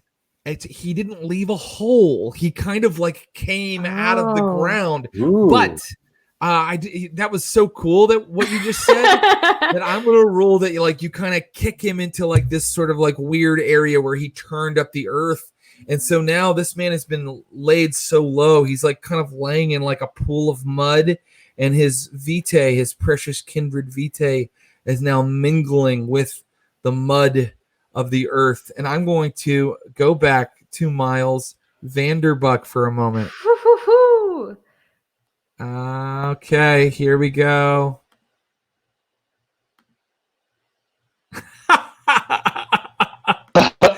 Sorry, my producer was trying to bring Miles in, and I've suddenly been I can bring people in and out. I know how to use computers. Okay. Miles, Man. I can't imagine why you've decided to try to ghoul a man you just Oh my God, you're ghouling a man you just fed from. You're not ghouling. How much? Okay, no, you didn't drain him to 0. No, Okay. I only wanted him to get him to a slight Okay. stupor. That's Right. all I You wanted. only got him Then into I a slight to, stupor. Okay. Then I wanted Good. to feed him my That's blood. good news. My Right. Okay. vitae, Great.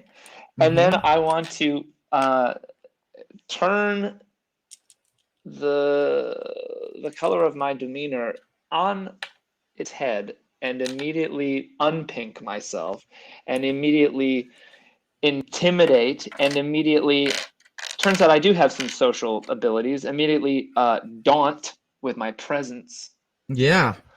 this cop and sort of say God, and sort of say,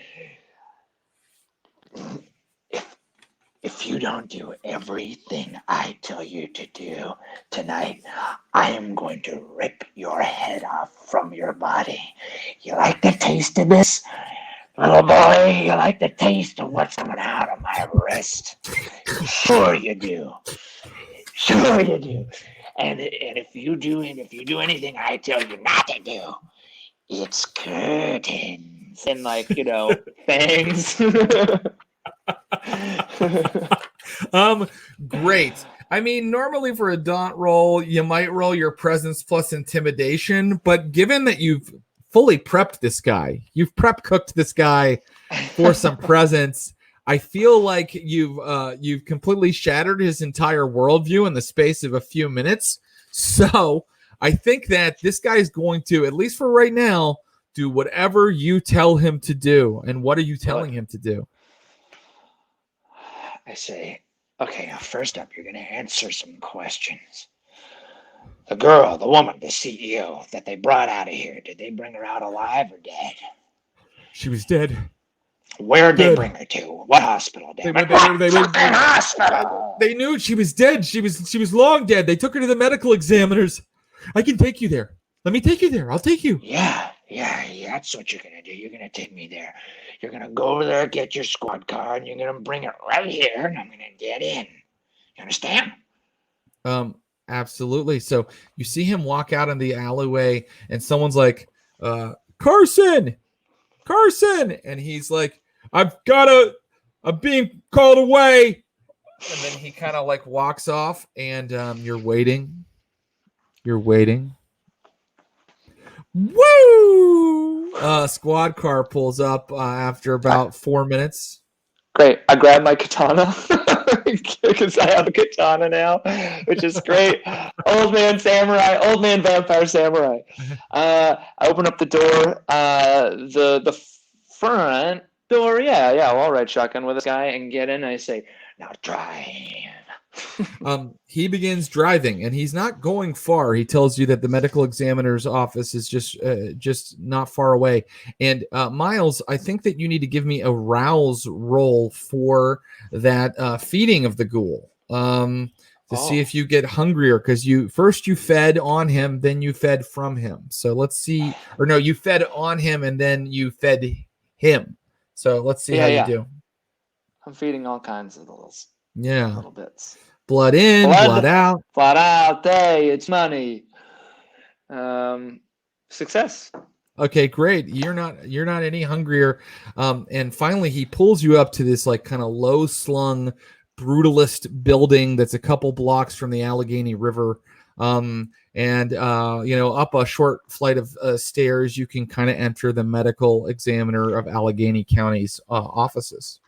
Okay, great. How long is this katana? Is it a full-blown katana or one of those like short boys? I just want to know if it's okay. There's no concealing it. Jason Auberger probably like puts on like a bathrobe and like practices, kempo in his like underwear. Yeah. All right. The guy you stole the car from. Okay, great. I'm gonna turn to this cop and say, you're going to get me in there, and you're going to show me the body, and you're going to take this with you. And I hand him the katana. I can't go in there with a weapon. I can't do that. You're a goddamn police officer. Show some respect for yourself.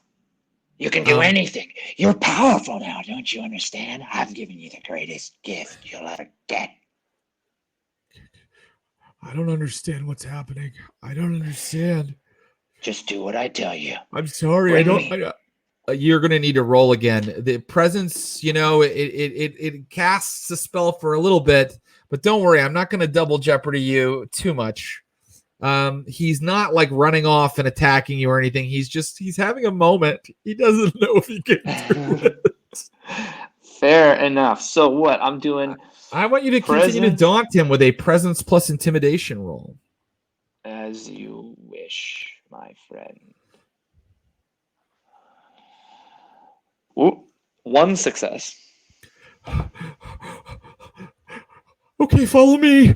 Then he starts walking into the medical examiner's office. He goes inside, and of course, there's a small lobby with, kind of a security check-in desk. This cop has a little bit of blood from his And lip. I get pink. Hashtag get pink. I get pink. Thank you. Give me the rouse roll. Jesus, And he is, he's kind of like, and he's holding the katana like this, and he goes, "This Failure, I have a man." hunger point. This man is with me. I have to look at their bodies. And he shows his badge, and like the guy behind the security desk is like, and lets him through, and he's like, "Come on!" And he ask enters. Which where's this the well, I guess maybe he'll know. I go well, ask him which way is this the bodies that were brought in from the steel building tonight. I know where the morgue is. I know where the morgue is. Okay. Okay. Why am I holding a sword?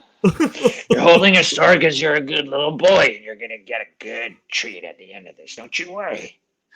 He looks at you, and he like kind of looks like hungrily at you for a second. Soon you're walking past signs that say, beyond this point, please scrub up. There's a place where you can pull foot guards over your shoes, kind of sticking out of the wall.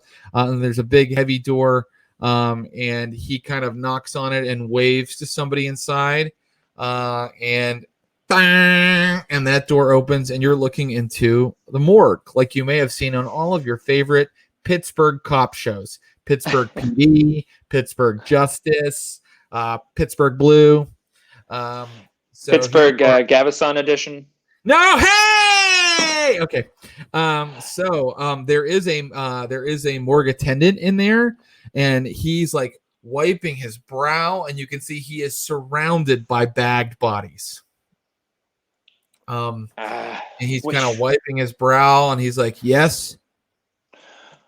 Which one? There was a body here that got brought in from the Pittsburgh Steel Building. There's a young woman, CEO of the company. I'm her Papers. dad. I'm her father. The guy goes, This man is identifying the body." And I go, good, and rub his back a little bit. Good. I still need papers. Where's the auth? Weren't you gonna show him outside? Because I thought we had the papers. Right. Please come with me, sir. I'm not coming with you. Come with me now, sir. Let's roll some dice for these guys. He's resisting arrest. Let's see how this goes. That's for the cop. And this is for the morgue attendant. My little puppets. The cop just sort of grabs the morgue attendant by the shoulders and starts to push him out of the room. And the morgue attendant's like, "What the fuck? This is fucking unprecedented. You guys can't." And then the door shuts behind them, and you are alone. I would have liked to have just quickly grabbed the katana out of his hand as he. Oh, great! You have it. Okay, good. There are 10 bagged bodies in here. I just start opening them up. I'm Okay. looking for Adelaide. You open the first one, and you find a horribly exploded body. The only pieces of it you could see that are remaining have like some like pink fringe. It looks like there's like part of like a cowboy hat. Are these the Gen Con players? They are. You then find a man in a. It looks like he was once in a well-appointed suit, but he is completely covered in horrible burns. He's almost burnt to a Jesus. crisp in the top half. Okay. Oh, then there's a guy that is just filled with bullet holes. He looks like a fat biker guy. And then you open a body bag and you're staring at Adelaide Ross. Miles, Adelaide Ross, her beautiful, perfect smile, her perfect visage, the perfect facade she always kept up has been horribly marred. Her smile is broken. She's bruised. And a part of her head looks to have been mushed in. She is a corpse.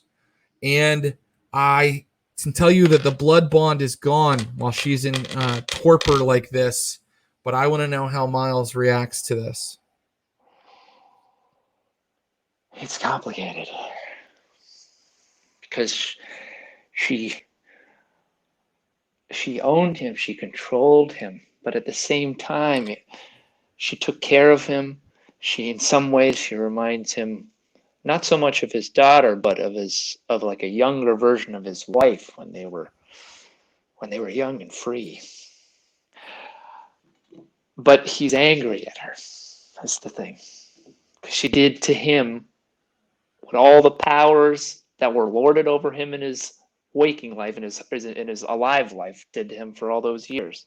The union, the politicians, the medical insurance companies, all that stuff. In fact, toward the end, he couldn't even be sure if the things that happened with her were real memories or memories she had put in his mind. Right? That's true. Because she would like replay entire scenes with him and recreate the memories that he had. I mean, this is the. Do you think in this moment, because the bond has been broken, that I can remember that one time that she like altered reality for me? Oh yeah, I think that you now, like in this moment, suddenly all the memories come flooding back. And Miles, she didn't do it one time. She did it to you over and over again.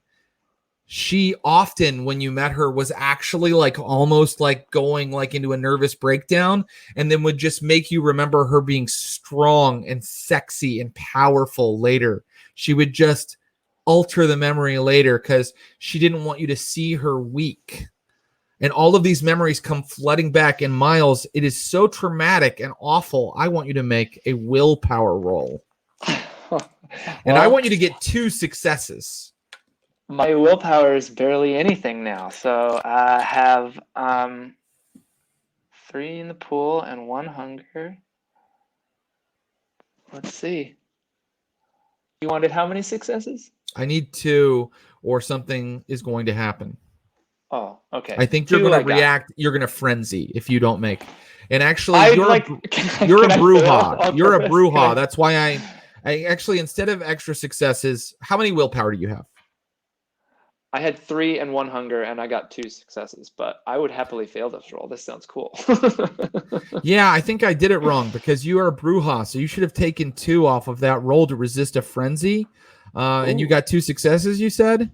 Yeah. Look, I'm hand waving this. You're the player. You just said that you wanted to. And by the way, there's no hunger and willpower rolls. But regardless, Look, we totally flubbed our willpower roll, but we want a frenzy, right?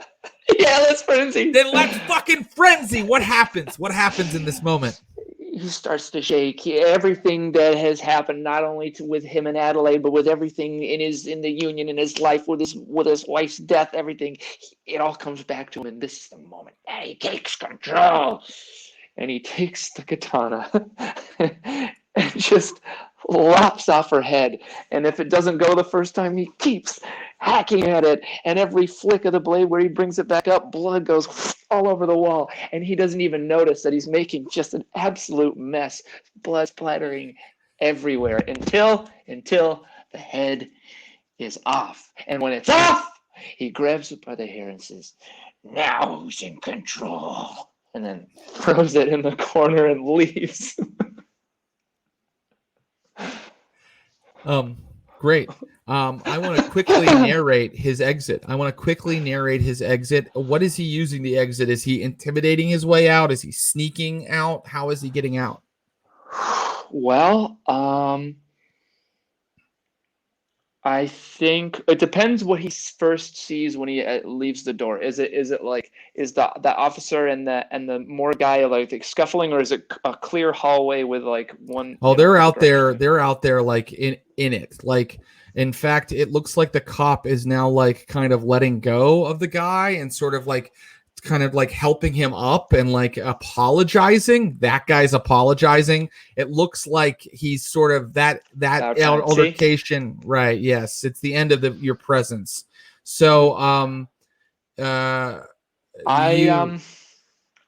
I bolt. There's no point in Miles sneaking around at this point. Give me an intelligence plus athletics roll. It's going to make you find your quickest exit to just bolt. Okay. Intelligence. Wits plus athletics. Wits. You're like looking for a way out. Got it. Hold on. Rolling her. Verfilm for this is a hunger one. And 2 successes.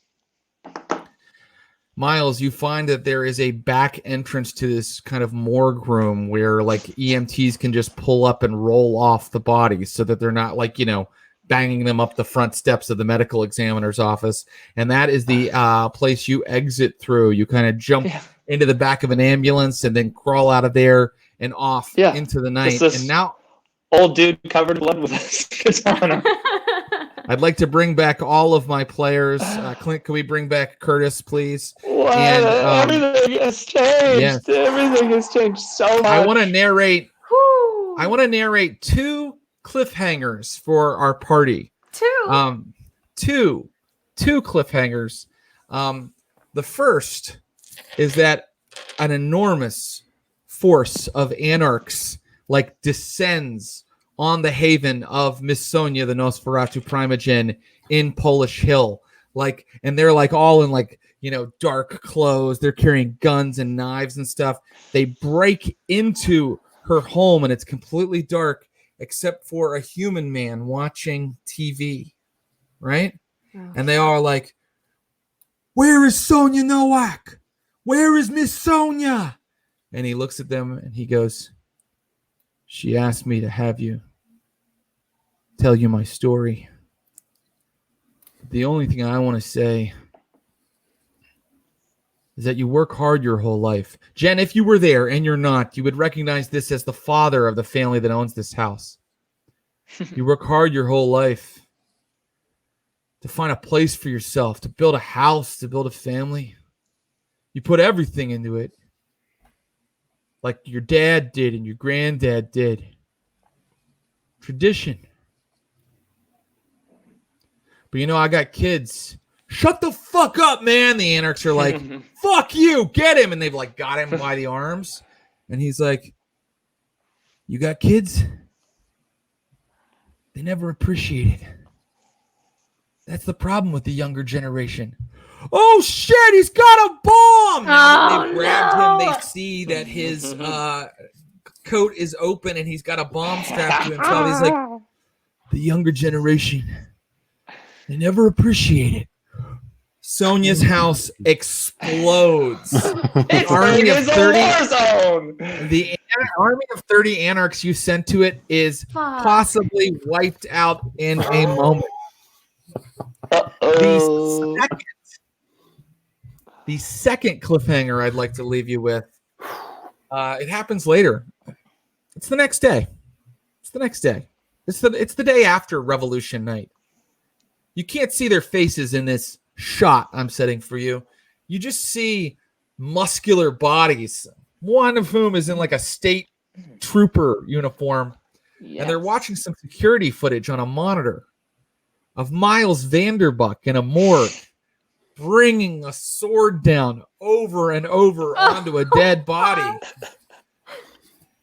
And they're like, "So that's him. Bring him in. Dead or, really dead." And that is the end of our session for today. Holy shit. What a Revolution ride night. it's been. Viva la revolution! Yeah. What a night. Oh, Man, what oh, a man. night. You guys Let killed it. December. Oh my Oh, God. we killed 30 anarchs. We definitely Yeah. did that. We Yeah. really demonstrated great military leadership by sending a bunch of people off to get destroyed. Well, let me just give you I don't like to give too much, but I'll give you a little bit into the storyteller strategy here. If you had chosen to go to Miss Sonia first, you would have met her there and you would have had a scene with her as you did with Churchill. If you had chosen to go to her second or later in the night, if you had all stayed together, for example, you may have met the man with the bomb. Instead, you sent some vampires to go see her instead. The Churchill scene also could have happened a couple different ways. And if Miles hadn't immediately gone to Adelaide's body, well, then he would have met the gentlemen who were watching him on the security camera later. So a lot depended on the timing of Revolution Night. I think some objectives were met, but Sure. damn, guys. Damn. What are we gonna do? Are we really Oh. gonna lead this? Shift to the Revolutions are vampire messy, power? right? Yeah. This is crazy. I think No there's a saying problem. like revolutions don't ever eat their children. I think that's how it goes. Guys, it's I'm no nervous problem. under responsibility. Yeah. You just have to lead the revolution without the Anarch army, who God. you sent 30 of them to a house. Now, I don't Which think is that over all of them went 50%. in. Right. I don't think all of them went in, but I think that who's left is going to be a lot less. Mhm. And probably not psyched. Ah. About And that. feel like probably not super happy with your They're leadership. going to be a little bummed, is They're my going to guess. be a little bummed. You is sent it that not, very zealous Nosferatu woman there. Yeah. not to ask for a handout, but just because so much has happened just recently and the past time it happened, will we be able to like update our characters in some way? Because I feel like we're like level 2 Yes. revolutionary Leading a leaders, which is revolution. Yeah. scary. So- It's a bit scary. That's a great question. So this week on Vampires of Pittsburgh, we're going to run an epilogue to our 20 episode saga that we've had so far. And that means we're just going to take a little bit of a breather. I know that the situation doesn't quite call for one, but we're going to do just a little bit of like downtime management of the revolutionary movement. You guys Sure. can Love make it. some strategic decisions. Some Choose, personal your- story issues. I mean, you know, we all Yeah, have exactly. our other wants in life. And then we are going to level you up, and we are going to jump forward in time a little bit in the episode after that. And you're going to be the leaders of an anarch movement in Pittsburgh, and you're going to have to deal with the Camarilla fighting back, and whoever these cops are, and everything else that's in the offing. So Miss Sonia's still out there somewhere. Sure, yeah. It's so much responsibility. I liked it better when we were just given tasks, and then this is so Yeah. You scary. could, You know what- you could have kept doing that. Uh-huh. Yeah, I was down. You know what I just remembered, though, is that Jen pinged what she thinks is a group of vampire hunters. Yep, they're out there as well. So Yes, we that's could try to enlist To some use them. pretty sketchy bedfellows. Whoa, Daddy. You know what, Jen? I can't see any way that could possibly go wrong for Jen Brown. Vampire hunters work with vampires very well. Yeah. I'm really just trying to be Blade. That's all I'm really trying to do. I mean, I think Yeah, it's kind of an incredible idea, and Yeah. I I'm really, almost there. really, I've got the sword. Yeah. I want to thank my players, Thomas Middleditch, Ashley Birch, and Ross Bryant for joining me again tonight. They're incredible. Follow them on all social media, stream type things. I'm going to do my end of the show business, but guys, thanks again for making this such a special Gen Con game. What I a love session. you all. What a blast. Thank Yes. you. Bye, guys. Bye. Bye. Okay. Wow, that was intense. I'm going to keep here for a little bit. If anybody has a comment or a question, I think I think since we're streaming through the Gen Con site, my producer can send any questions or comments through to me. But I have ended the show business that I always do. Please get on our socials. We are on twitch.tv /stream of blood. Follow us on there so you can catch every episode every Wednesday night at 6 p.m. Pacific. Please keep up with our schedule and find out about all the cool things we have planned. Vampires of Pittsburgh is only one of our streams. We have an ongoing Call of Cthulhu stream that happens every Sunday. It's set in the 19th century, and it's based on the great horror novels of the 19th century and the adventure novels of the 19th century. It's called the Neptune Society. That happens every Sunday at 2 p.m. Pacific. We're on Instagram and on Twitter at _streamofblood_. If you follow those, you're going to know when we're doing extra games. We do extra games all the time. We've teamed up with the Glass Cannon Network to play Blades in the Dark, an incredible Powered by the Apocalypse game by John Harper. We've had 2 sessions of that, and it truly is an insanely good game, and it gives me ideas that I bring into other games. Check out those videos on YouTube, and then follow our socials. Again, _streamofblood_ on Instagram and Twitter to know when we're doing extra games like that. We're on Reddit at r/streamofblood, and please definitely join our Facebook group. That's where I have a little bit more of a conversation with people, and they can tell me ideas they have for scenarios to put into Vampire and into the Cthulhu game, and I take those suggestions. Our next Cthulhu game will involve elements that were suggested by a viewer, who had excellent ideas and was like a historian and had a really cool take on a Neptune Society game. Guys, we have an all-new show that's debuting this Tuesday at 6 p.m. Pacific. It's an all-female cast of comedians who don't play tabletop role-playing games. For 2 of them, this will be their second time playing tabletop role-playing games. The other one is my wife, who I've had play tabletop maybe a handful of times. It is a mystery horror show where they play a trio of female ghost hunters in the 1920s using the Call of Cthulhu 7th edition rules system. And they have named this. They have titled the show Coven of Bitches. Coven of Bitches, their title, not mine.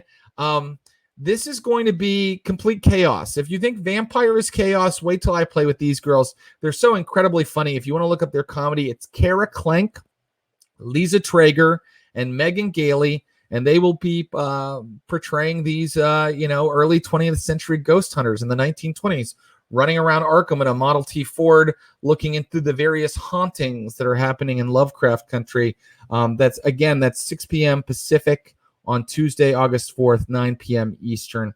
Guys, our title card illustration is by Will Pottorff. See more of his work at willpottorff.com. That's Pottorff.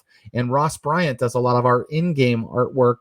Ross Bryant is the man you saw portray Curtis Krieger tonight. You can see more of his stuff on Instagram at RossBB. Our theme music is Get Pink by Axel Kazis Taylor. And we'd like to give a special thanks to the people that help us do our promotions: Megan Arch, Sophia Otero, Sarah Carr, and Garrett Ross for their hard work on logos, graphic design, promotion, and all that. They make us look good, and that, without that stuff, you really don't have a stream. Nobody knows that you're doing it. I am hanging out for just a second longer. I think we have to stop in a second. Glass Cannon will be back on this channel at 9 p.m. You guys have got to check out Troy LaValle and the Glass Cannon folks, because man, they're so good at what they do. They're so much better at this than I am, and I love watching them, and they're funny, and they make gaming feel fun while you're watching them. So, okay, it looks like we can't do questions tonight, but just know that anytime you watch the stream, on our channel, we will kind of hang out for questions. If you have a question or a comment about the show you just saw, hit us up on that Facebook group, Stream of Blood. I'm going to bid you adieu. Until next time. Oh, thank you, Gen Con. Thank you, Derek. Thank you, Eric, and everybody that helped us be part of Gen Con this year. It means a hell of a lot to us, and we had such a good time tonight. All right, that's it. #GetPink.